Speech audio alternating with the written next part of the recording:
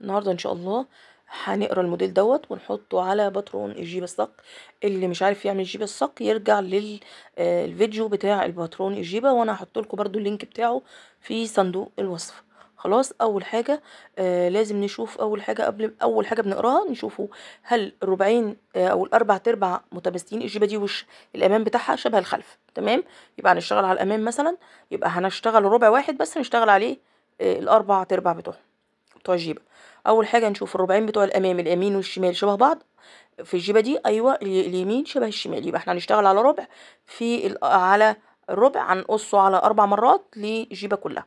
خلاص، اول حاجه الخط الموف دوت ده خط قص عند الوسط، عرضها 4 سنتي. اما الخط الاصفر هو خط منتصف الامام، تمام؟ هيبقى خط منتصف الامام والخلف.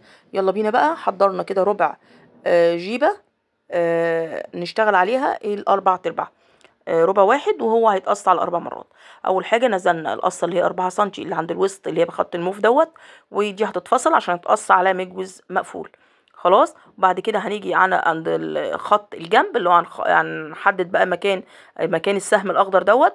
احنا حددناه بعد طول الجنب بحوالي 20 سنتي، وهنوصله بقى بالخط منتصف الامام اللي هو الخط الاحمر. السهم اللي عليه سهم احمر ده بنوصلهم الاتنين ببعض عشان نعمل القصه اللي هي ال7 دي. خلاص، هل ال20 سنتي دول ثابتين ومسافة طول الجنب ده ثابتين؟ لا، انتي بتحدديها بالويم بعينك كده اهو، تمام؟ وهنفصلها، وبعد كده قلنا الجزء اللي فوق هيتقص على مجوز مقفول، والقصه التانية على مفتوح. مش عايزه تعملي الخط المنتصف دوت هتقصيها على مقفول. خلاص، وبعد كده بقى هنعمل بقى الوسع اللي من تحت ده. احنا عارفين احنا اي وسع احنا عايزينه بنعمل له شق، يعني في الباترون مش في الجيبه. ها، كل ما بتزود عدد الخطوط بيزيد الوسع عندنا. خلاص، احنا هنا عملنا 3 خطوط شقيناهم وحطيناهم تاني على الورق، وعملنا مسافات متساوية، يعني مسافات متساوية علشان الجيبة ما تلفش منك. خلاص، هو عمل وحط 6 من هنا عشان هو حاطط 12 الوسع، وحط 6 من اليمين و6 من الشمال، علشان 6 هيقابلهم 6 تانيين هيبقوا 12. خلاص، يبقى هو عامل 6 12 12 12 6. خلاص، وحطهم على ورق تاني ولف الجيبة تاني، عاد الدوران من تحت، وبعد كده قص بقى كده على كده اهوت.